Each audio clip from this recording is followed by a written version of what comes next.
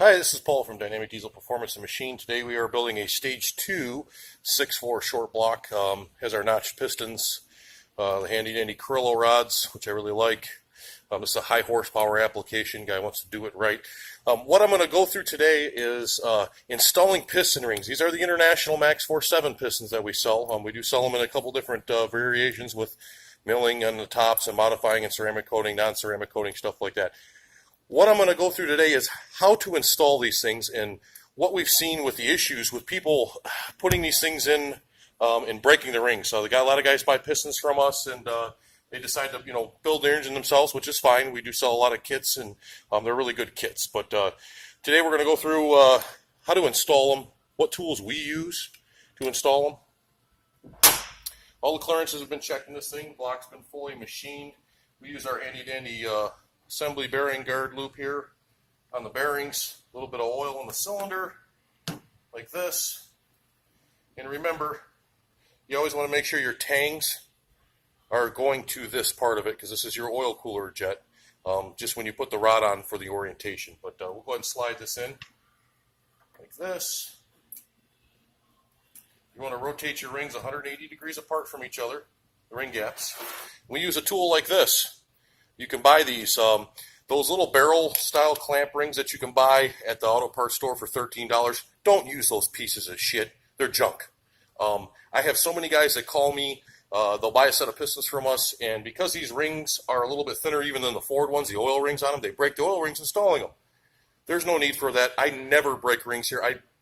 Maybe in the last probably 8 years, I maybe broke maybe 2 rings. But you use a good ring compressor and you won't have those issues. So this is what you do. And you can buy these online anywhere. We don't personally sell them ourselves, but there's companies like Goodson and all over. You can go on eBay. I mean, you can buy a whole cylinder ring compressor set. It comes with all the different sizes for $40 to $120, depending on what quality of one you want. I personally had this one for, oh gosh, I don't know, at least 5-6 years.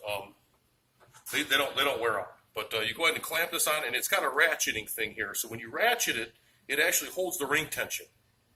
And you just lightly tap them in. And I'm not putting a lot of force on it. It's just a rubber mallet here. Boom. That's that simple.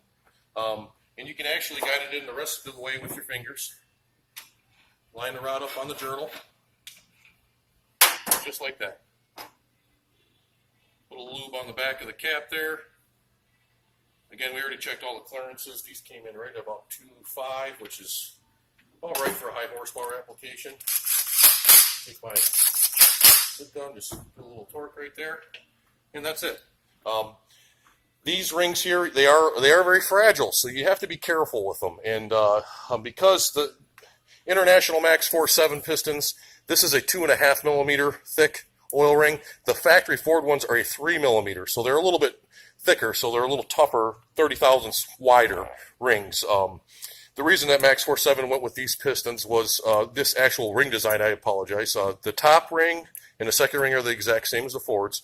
Is they wanted to help put more lubrication to the top rings. They noticed in testing that the 3 millimeter oil ring, that's why you see a lot of these ones with like you take apart a 6.4 and there'll be the lips, there'll be a real heavy lip on them.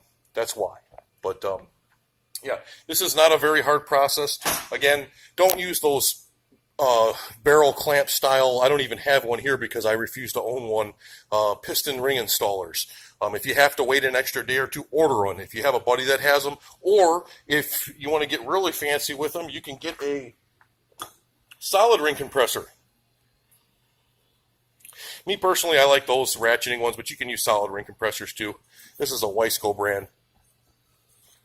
Works pretty good. I use these on the 6 liters. And they make them in different sizes. Again, I just wanted to make a quick video of, how to install piston rings, actual pistons in the block without breaking the rings on a 6.4. Again, I have a ton of guys that put these things together themselves, and they break rings. And there's no reason for it.